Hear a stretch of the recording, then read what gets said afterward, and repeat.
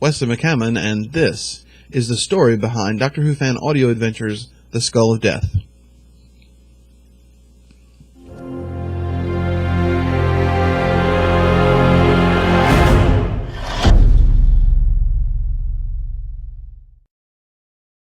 I've been a fan of Doctor Who since about 1983, when my small town in Mississippi received a grainy broadcast picked up by the small antenna outside my house.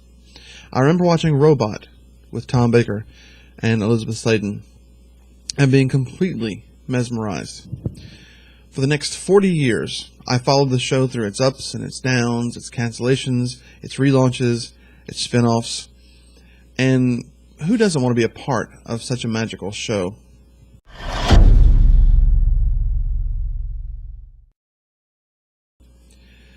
So, somewhere around January, February of 2014, I don't exactly remember when the idea started, but I began watching some really incredible YouTubers, and I got the idea that I wanted to do more Doctor Who videos on my channel. I've had my YouTube channel since about 2006, and if you go back and look through the video history, you'll see that a lot of them are science videos, and that's how I started the channel, as Physics Science, and I did mostly tutorials and other type videos. And so when I decided to do more Doctor Who videos and making the content more related to my interests, I think I made one of the first Doctor Who videos I made was like my top 20 episode list, which I just kind of made as a fluke, and then started interacting with people.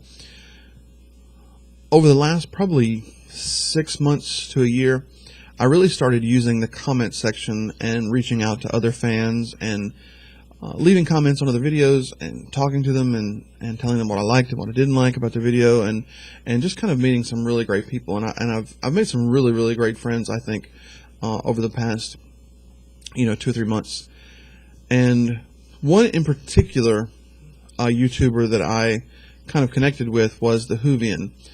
He makes some great review videos, by the way, and does some awesome content on his channel as well. So you really should subscribe to him as well. But interacting with him and talking to him, I kind of got the idea that maybe we should do something as far as fiction regarding Doctor Who, rather than just reviews or anything like that. And the Whovian mentioned that he had done some fan fiction for Doctor Who, and I thought that was really cool. And somehow, through talking to him back and forth, we came to the conclusion that making the Doctor Who fan audio adventures was the way to put our mark on Doctor Who. And The Skull of Death, and I don't remember if that was the original title of the fan fiction or not, but we kind of decided that that was the way to go, and so I adapted one of his stories, the Skull of Death story, was a fan fiction of his, and I kind of adapted it into a screenplay so we could do it as our series opener. And the second part of that would be, episode 2.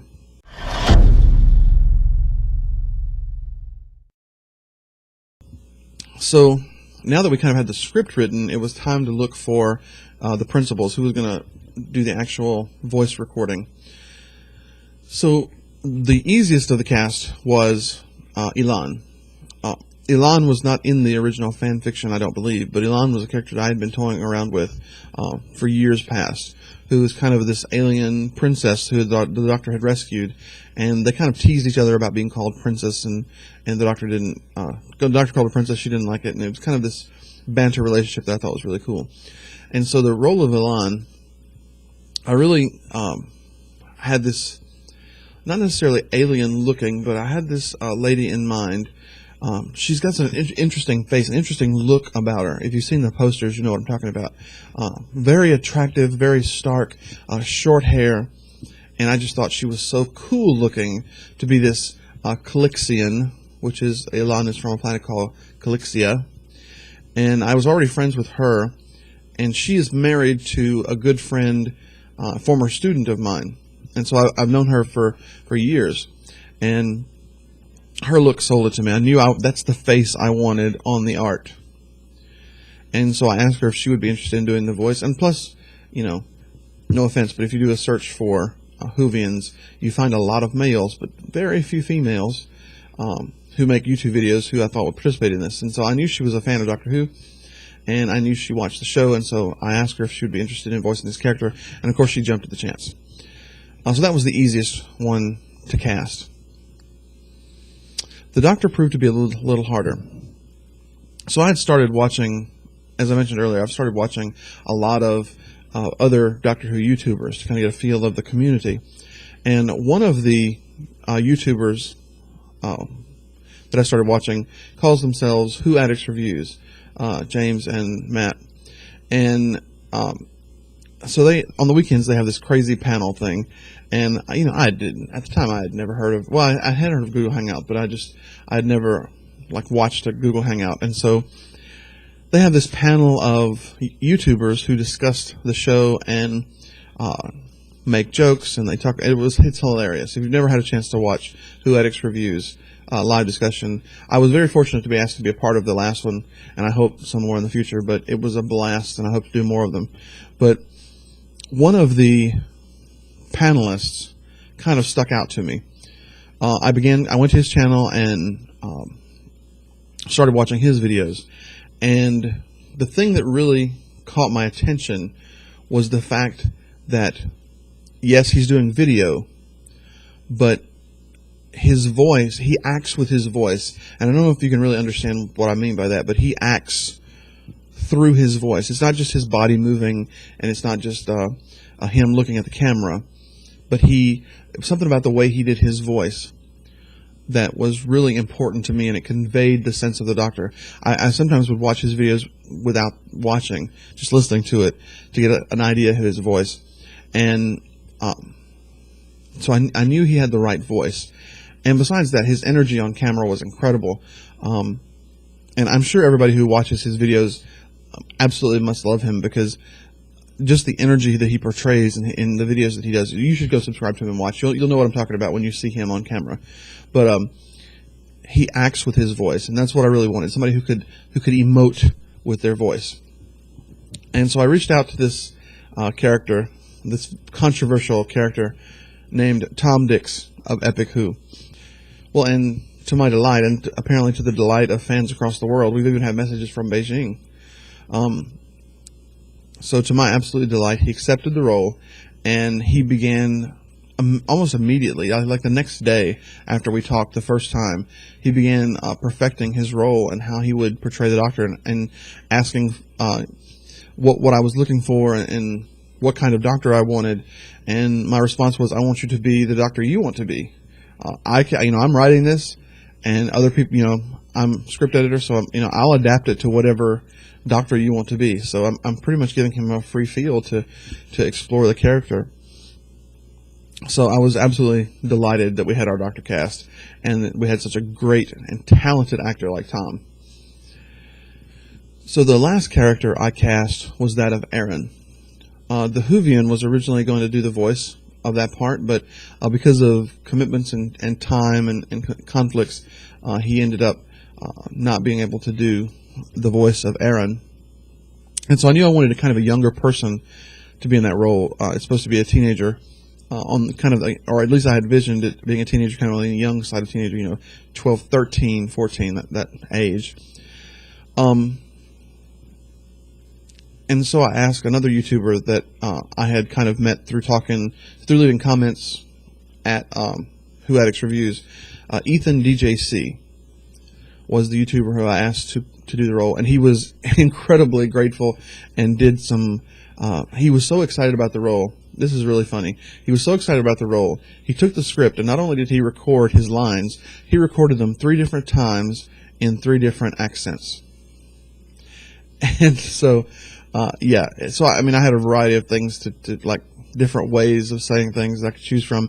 I chose the Scottish one because I thought it was really good and a tribute to Jamie. Plus, it's made him sound different enough that when in episode 2, you'll find out later, he needs to have a different sound in episode 2. So I thought that would give him a difference between the 2 roles that he's voicing. So that's it. That's the principles. So now we had our Doctor and we had our 2 companions. And so, I was like, whew, that was a relief.